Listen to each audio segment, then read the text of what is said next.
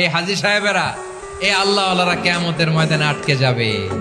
বিশাল লম্বা দাড়ি, ছেলেরে সব দিয়ে দিছে, মেয়েরে কিছু দেয় নাই, মেয়ের হক আদায় করে নাই। এজন্য আল্লাহ তাআলা বলেন, কারো অধিকার যদি কেউ নষ্ট করে, ওই সমাজটা মানবিক সমাজ কঠিনকালেও হতে পারে না।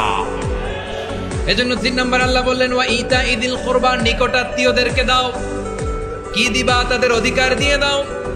বোনের অধিকার বুঝিয়ে দাও, মেয়ের অধিকার বুঝিয়ে দাও, ফুফুর অধিকার বুঝিয়ে দাও। দেখবেন অনেক মায়েরা ছেলের পাতে মুরগির রান দেয়, মেয়ের পাতে দেয় মুরগির ঠ্যাং।